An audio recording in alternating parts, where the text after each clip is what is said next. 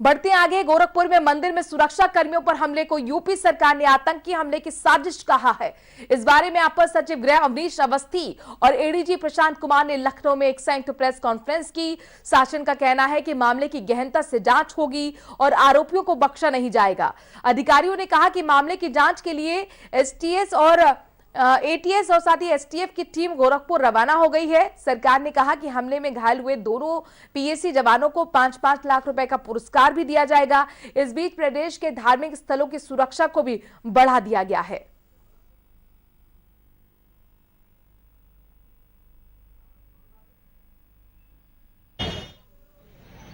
अपने दर्शकों को बता दें कि गोरक्षनाथ मंदिर में ही मुख्यमंत्री का आवास है, लिहाजा सुरक्षा हमेशा वहां पर कड़ी रहती है। लेकिन इस बीच कल ऐसा वाकया सामने आया जिसको लेकर कई सवाल खड़े हो गए थे। हालांकि जवानों ने अपने जान को हथेली पे रखकर अपनी बहादुरी का परिचय उन्होंने दिया है और जाहिर तौर पर इसीलिए पुलिस प्रशासन ने तय किया है कि 5-5 लाख की राशि पुरस्कार के रूप में दोनों जवानों को दी जाएगी।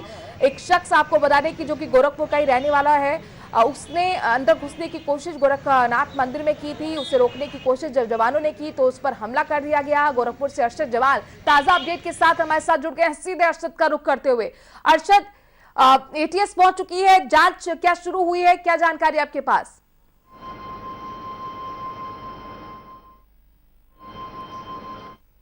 अरशद, आपको आवाज मिल रही है?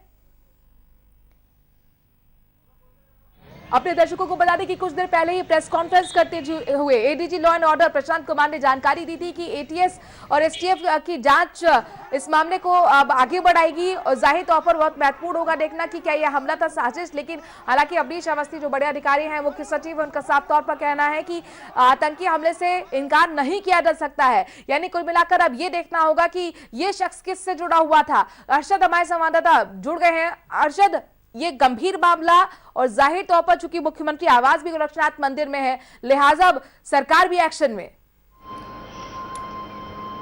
बिल्कुल जाहिर सी बात है। देखिए, ये गंभीर मामला है। कहीं ना जिस तरह से आज डीजे एलो और अवनीश अवस्थी ने जिस तरह से वहां पर लखनऊ में प्रेस कॉन्फ्रेंस की और उस प्रेस कॉन्फ्रेंस के जरिए इस बात का संकेत दिया, कहीं ना कहीं ये आतंकी तार कहीं ना कहीं जुड़ा हुआ ये शख्स देखने को मिल रहा है। ऐसे में एसटीएफ और एटीएस दोनों की टीमें संयुक्त रूप से इस पूरे मामले की कहा जाए गहनता से जांच करेगी और उसके बाद तहकीकात तक पहुंचेगी। इसको लेकर खुद एटीएस की एक टीम गोरखपुर पहुंच चुकी है और उसके पिता और उसके घर वाले और उसके कॉल डिटेल, लैपटॉप से लेकर तमाम चीजों पर बड़ी गहनता से जांच कर रही है।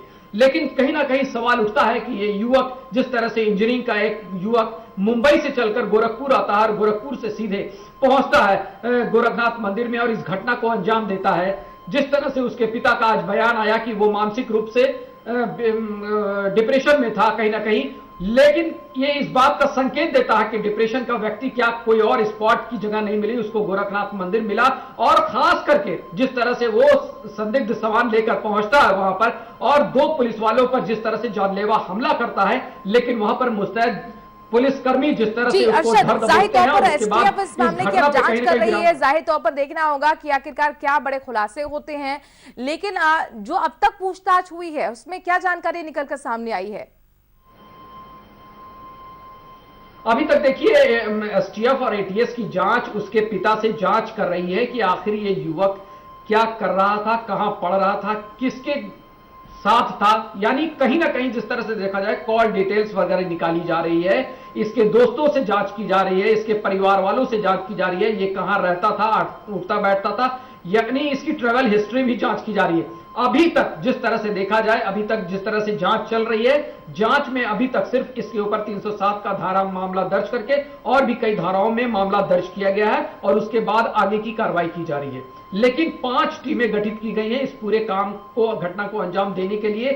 काम जो घटना को अंजाम दिया है उसको लेकर 5 टीमें गठित की गई हैं। उस 5 टीमें जो है अलग अलग क्षेत्रों में काम कर रही हैं और उसके बाद अब जब एसटीएफ और एटीएस संयुक्त रूप से काम करेंगी तब इस मामले का कहीं ना कहीं खुलासा हो पाएगा कि इसके तार कहीं आतंकी साजिश से जुड़े हुए तो नहीं थे, क्योंकि जिस तरह से इसने धारदार हथियार लेकर गोरखपुर में पहुंचा और इस तरह से घटना को अंजाम दिया।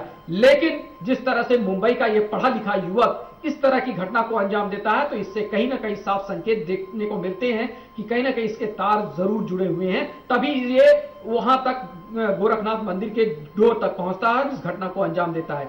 अब जब ये पूरी टीम जांच कर लेगी तब उसके बाद पता चलेगा कि ये वाकई में किसके साथ जुड़ा हुआ था या जाहिर फिर तौर कोई पर और ये वजह शख्स थी। कहाँ कहाँ गया था, किन लोगों से मुलाकात थी, कहीं क्या खास एजेंसी से तो नहीं जुड़ा हुआ था, ये तमाम सवाल जिसका जवाब अब एटीएस एसटीएफ तलाशेगी। चूंकि एसटीएफ अब गोरखपुर पहुंच चुकी है और हमारे संवाददाता अरशद जमाल वहां से लगातार हमें जानकारी भी दे रहे हैं। अब यहाँ पर अरशद आपसे जानना चाहेंगे, क्योंकि एटीएस और एसटीएफ का काम करने का अलग तरीका होता है पुलिस से, तो यहाँ पर अब जांच को किस तरीके से आगे बढ़ाया जाएगा, अभी तक क्या हो पाया है ये भी बताएं। देखिए, जिस तरह से देखा जाए कि ये एटीएस की टीम कल ही आ गई थी लखनऊ से यहाँ पर, और उसके बाद जो है उसके पिता से आज पूछताछ की है। उसके बाद और भी उनकी कॉल डिटेल्स और उसके बाद उसके लैपटॉप और भी ट्रैवल हिस्ट्री, कहां पे वो गया था, किससे मिला था, क्या क्या बातें हुई हैं, उस पूरी चीजों को एटीएस पूरी तरीके से खंगाल रही है और उससे पूछताछ की जा रही है अभी भी। यानी कहीं ना कहीं उसके पूछताछ में और उसके परिवार वालों और रिश्तेदारों से भी पूछताछ की जा रही। जब ये चीजें कहीं ना कहीं निकल कर आएंगी, उससे पूछताछ में गहनता से वो चीजें निकल कर आएंगी, तब उसके बाद कहा जाए एसटीएफ और एटीएस जो संयुक्त रूप से काम कर रही है उस पर कार्रवाई करेगी। ठीक है, नजर बनाए रखिएगा अरशद, बहुत तक बहुत शुक्रिया तमाम जानकारी हम तक पहुंचाने के लिए। जो शख्स है, आपको बता दें कि गोरखपुर का ही रहने वाला है, सिविल लाइंस इलाके का रहने वाला है। इसकी जानकारी खुद DG law and order Prashant Kumar ने दी है, लेकिन आखिरकार इस हमले के पीछे मकसद क्या था, ये एक बहुत बड़ा सवाल है। इसका सवाल का जवाब एटीएस एसटीएफ की जो जांच चल रही है उससे ही सामने